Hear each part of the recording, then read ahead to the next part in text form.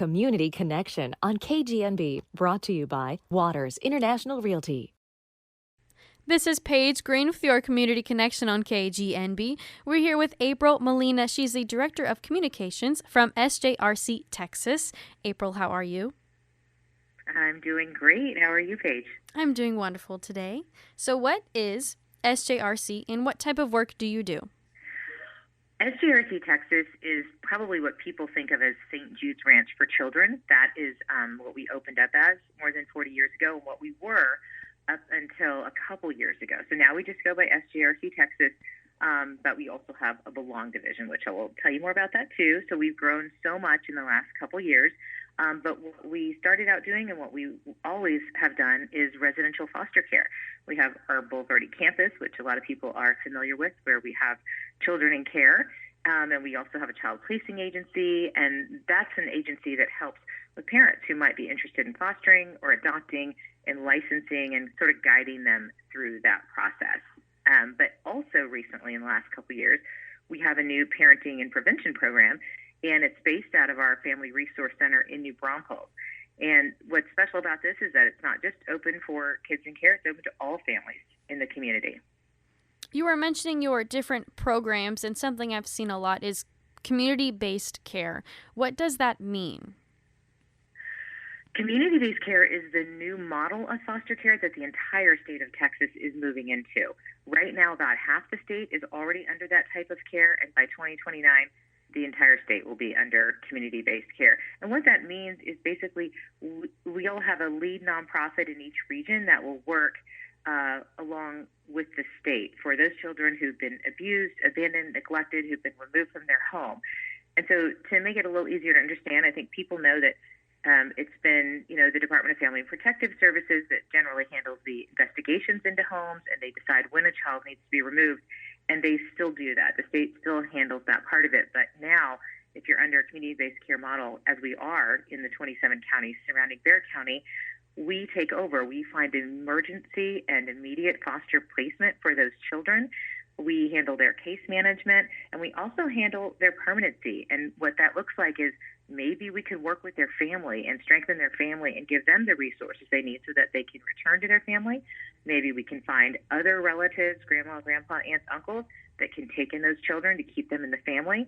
And when we are unable to do those two things, then we find a forever home for these families in the community.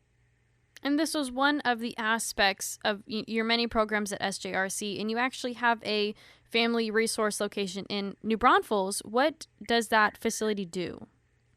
I'm glad you asked, and it's ever expanding, but our primary work there is with parents and families. We have a fatherhood initiative program. We have a program specifically for moms. We have fit family programs, yoga classes, infant massage classes.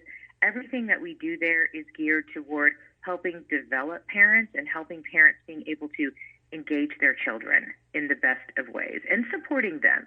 Parenting is hard, and sometimes just being able to talk to other moms or dads, being able to talk to other dads is so helpful, right, in having someone understand. And then just developing community. We have our annual Roll and Read, which is in Landa Park, where we have all the reading stations set up for families to come along, and just so that we can get our families to meet each other and to be able to support each other. And you serve not only New Braunfels, but San Antonio, and you mentioned Boulevardy. What should the residents of New Braunfels know about SJRC? That we're here for you in the community. I mean, we want more families to come and join our activities at our Family Resource Center. We also want families to understand that, if you need to know more about how to foster, adopt, we want to help you with that. A lot of people, I think, feel like that seems a little out of touch, or there are a lot of misconceptions about who can be a foster parent or an adoptive parent. You don't have to be married to adopt a child. You don't have to be of a certain age to adopt a child.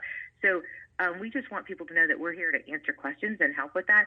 And then also that there are so many ways that the community can get involved. Not everyone has the capacity to open their home and their heart to a child. That's a big ask.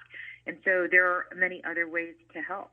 You can help by volunteering. Foster parents need a break sometimes. So you could be respite care for a foster parent. Or you could volunteer to help out on our Bulverde residential campus. We have, individuals come help, but also lots of times we have businesses come and help, like clear the land or fix up the basketball court.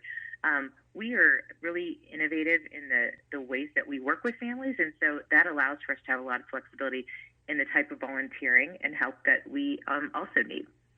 And April, for people who don't know, you recently launched a Heart to Home campaign. What is that campaign? That's right. So we launched that in conjunction with National Adoption Month, which is this month of November. And our goal is to raise awareness about the great need for safe, loving homes for children in foster care, and also to educate our community on how they can be part of the solution. And so some of those, I kind of gave some examples of that already. But just to give your listeners an idea of how many children we have. So in Comal County and then the other 26 counties that surround Bexar County, those are all pretty rural areas, and we are serving between 800 and 1,000 kids in those counties alone that have been abused, abandoned, neglected, and are now in, state care. And before we get into your upcoming event, how can people help SJRC? Volunteers, can people donate or get involved any other way? Absolutely. And also, before I get into, kind of what we would do with Monitor Guests, I want to talk about our greatest need, because if this lies on your heart, if this is something that resonates with you, I want to share it with you. Our greatest need is foster parents for teenagers and sibling groups. We have a lot of large sibling groups in our area, and obviously it's always a priority to try to keep them together. These are children who've already been removed from their parents. We hope to not have to separate the children from each other. So if you have the ability to take in a larger sibling group, that's something that we're always looking for, even if it's on a temporary basis as a foster care parent. And then for teenagers, we have a lot of teenagers who have been in and out of care for a number of years, who are high acuity youth, and struggle with trauma, layers of trauma over the years. And so it's hard to place them. Not everyone is going to be the best parent for that type of teenager, but that is a great need we have. And, we know that teenagers deserve a safe, loving, nurturing home, as do all young children. And then other ways to help, because, fostering is not for everyone. We understand that. So I'll give you some ideas of what we do with donations, right? So it can help by school clothes, or it can help buy Christmas gifts. It can help us in preparing a family's home to take in children. They might need cribs or fire extinguishers. They might need a shed removed from their property in order to pass the home inspection. So these are some of the simple ways the community donations can be put to use in helping support our families. And if people want to learn more or help SJRC in other ways, there is an upcoming event you have, the Jingle Bell Run. Can you tell me what this fun event is? I'm so glad you asked about this. It's less than 2 weeks away.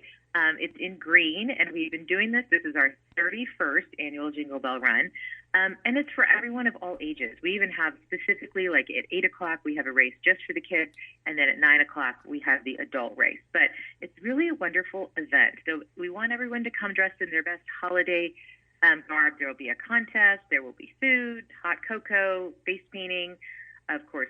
Pictures with Santa will also be happening there.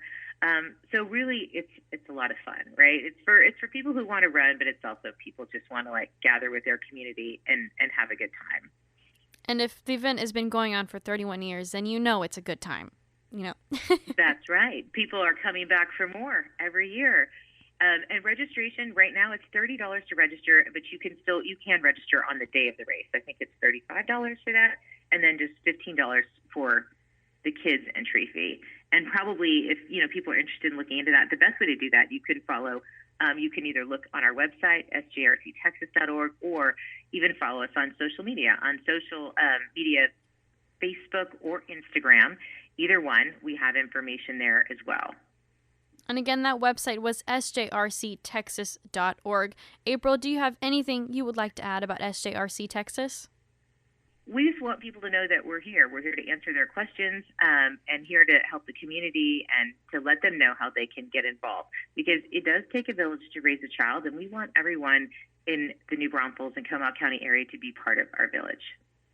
That was April Molina, the Director of Communications from SJRC Texas. This is Paige Green with your Community Connection on KGNB.